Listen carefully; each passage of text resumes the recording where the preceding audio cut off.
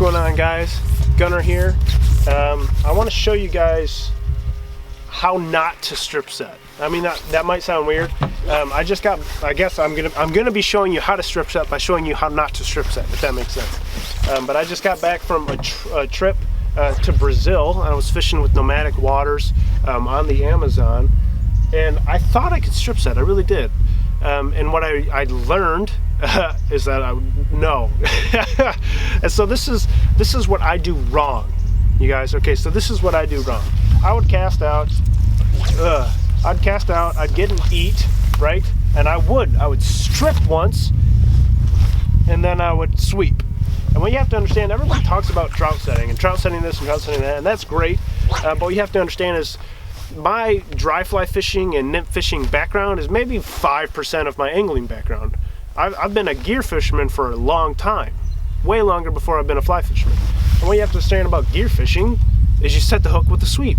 Whether I'm deep water jigging for lake trout or if I'm pitching tubes to smallmouth, it doesn't really matter. If I'm even staying under a slip bobber, I'm gonna set the hook with the sweep. That's what you reel tight and set the hook. And so that's what I am basically, that's just what my body does.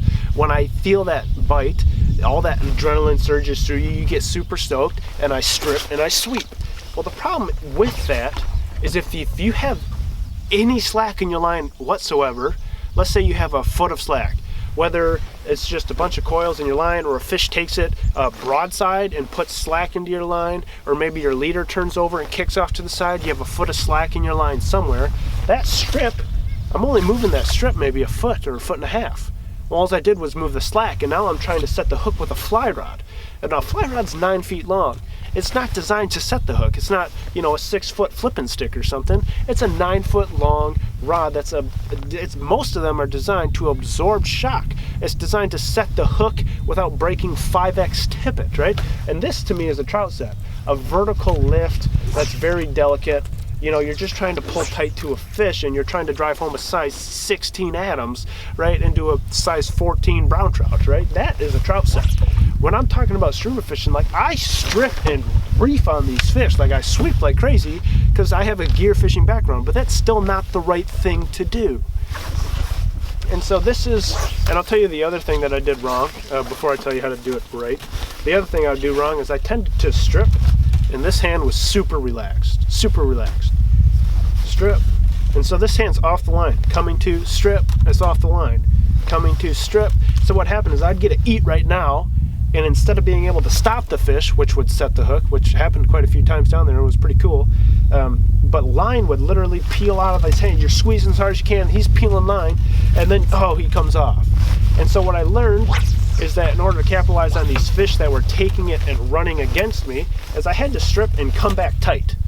Strip and come back tight. So if he takes it, boom, I can stop him dead in his tracks, and he sets the hook on himself, right? So that's something I learned, is not to just rely on this one hand and be very casual about it, because no matter how hard I squeeze, they're still going to take line, and it's not going to set the hook at all and drive that 4-aught, saltwater hook home at all. It's really critical that when you strip, you come back to, and you use both hands to be able to stop that line.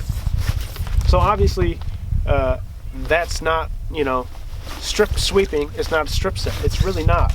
And I have a video to show you guys from down there. You can see my line uncoil, straighten out, fish takes, boom, I strip and I sweep, and it's like an epic hook set, and it's something I would have been really proud of, but it was not a strip set. It was a strip sweep, and guess what? I lost that fish. Right? And it's so critical that when you feel a bump, when you feel a eat, you cast out, okay, boom, rod tip in the water, boom, strip. You feel a bump, boom, strip into that fish again, strip into them again until they start taking line. It's almost like you hand line them. You strip, set the hook again, strip, set the hook again, strip, set the hook again, until you're basically hand fighting that fish, and then you casually lift the rod and get a bend into it so they can't put slack between you and the fly by shaking their head and doing all that. Then you can land the fish. You don't want to hand line them the whole time, but literally, I mean, when you get that eat, you should be stripping into that fish, boom, eat, boom, boom, boom, and then lift. Like, it's literally set the hook, set the hook, set the hook. What you have to understand is this strip sweep, the reason I thought I was doing it right is because I catch a lot of brown trout and I catch a lot of smallmouth doing it. And what you have to understand is, well, that's also maybe a size 1 thin wire Aberdeen hook or something. And they don't have the boniest mouth. It's like the moment you take that kind of technique into a muskie realm or a pike realm or into a peacock bass Amazon realm, it doesn't work. I mean, you're going from a 1/0 thin wire Aberdeen to a 4/0 saltwater nickel plated triple thick wire hook and a bonier mouth. So you have thicker wire, you have in a bonier mouth fish. Both are working against you. So it's super critical that you basically hand line that fish again, and hand line them until you're fighting that fish straight on, rod tip pointed straight at him. You can just feel him taking line, then you can lift into that fish. That's the correct way to do it. And it's so critical. Like if you snagged on something, if you got a bump on a tree, boom, you should set into that tree so flipping hard, and your rod tip should be buried a foot under that water. If your rod tip comes up at all, like you tried to sweep them. And that's from a gear background, in my opinion. It's not just some trout set, oh, I got a bite. No, it's like, boom, I got a bite. And that's not what fly rods are designed to do, and it's still not going to work. That rod does not have enough power to set the hook. And if you and your buddy, you can do this, and just, if you don't take my word for it, stand 50 feet apart from each other and have him hang on to the bend of the hook, not the point, don't hook yourselves. Take your rod and sweep it as hard as you can. Reef on it. You'll barely feel that hook move, like it's not a lot of pressure. But if you pull tight and point your rod at him and strip it, well, if you move that line 2 feet, that fly is going to move 2 feet no matter what you do. 100% of that force goes straight to that fly, and you can set the hook. And it's super important when you're making, these long distance casts, these 50, 60 foot casts into structure and strip, boom, that you are not pulling and slacking and trying to set the hook with the sweep, because it's not going to work and you're going to lose a fish. And hauntingly, I don't know how many trophy fish, but I lost a lot of fish. Those first 2 days, it was brutal. It was like a crash course, and here I am thinking I know what the heck I'm doing, and it was like, nope, not even close. You're wrong. You're doing it wrong. And even on day 3 and day 4 and day 5, even though I knew I was doing it wrong, it's such an adrenaline thing that you really can't just turn it off. You have to so remove yourself to be able to strip into a fish and then lift.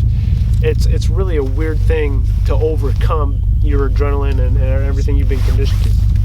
So that is how to not strip set, and also how to strip set.